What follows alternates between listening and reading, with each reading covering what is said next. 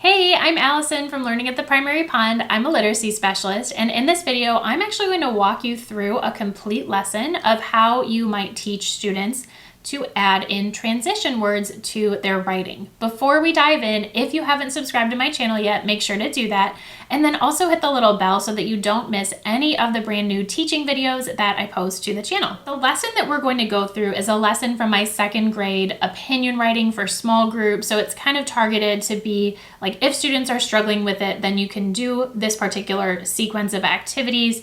However, I see this overall process as being relevant to lots of different grade levels. So, adapt and just think about how it might be changed to meet the needs of whatever students you are working with. Question for you though, when we're thinking about adding in transition words and why we would want students to do that, do you ever have students who just kind of like go on and on with their writing and there's not like really any flow? Maybe they have run-on sentences.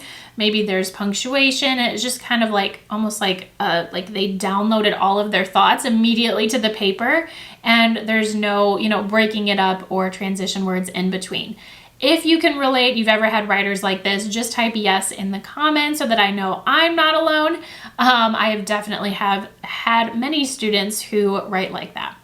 So, okay, in this sample lesson, you will either introduce transition words, depending on if you've already introduced it to them, and just explain what they are, explain what the purpose is, explain that they help the reader understand what your ideas are and connect the ideas so that the whole piece makes sense. And you might have some kind of anchor chart. Again, this is from my second grade small group opinion writing, but you could, create one with the class on a big sheet of paper and post it. It is helpful to have a list just so that students know what they are expected to use in their writing. This could even be something where you just put it in their writing folders and they can refer to it however you want to do it. It's helpful to have a list. So you're going to want to introduce transition words or just go over transition words, like what they are essentially again, and look at some examples. And then what you can do is you can take some sort of mentor text, and it could be that you have like a published book that you're going to use, or it could be that you create a mentor text, like, if you're working on opinion writing and they're writing reviews, this is a review of a pretend restaurant. And so I wrote it and then I put in transition words. And then what I'm going to have the kids do is help me find the transition words. So you would display this so they can see it, whether it's like under the document camera or up on like the interactive whiteboard.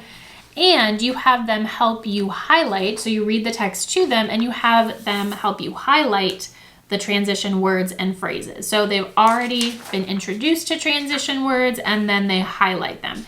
And the reason for this, I probably will miss some of them, but the reason for this is for them to actually see examples of transition words being used in a real text. This is very helpful. Like when we're teaching kids how to write, we want to show them examples of good writing. And so in this example, there are transition words used throughout the piece. So then you can also talk to the kids about like, what effect does this have on the reader? Do you see how it helps each individual idea stand out?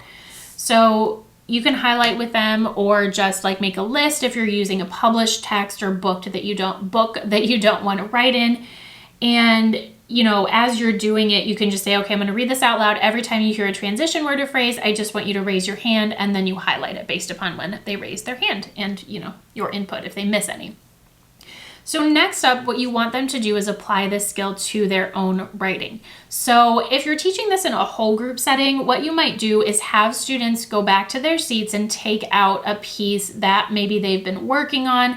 You want something that's already there. You don't necessarily want to start from scratch, although you can have them start from scratch, but it is helpful if they have a piece of writing that's at least partially begun, because they can either on their own or with a partner go back through and add in some transition words and phrases using this chart that you've either posted on the wall or given to them.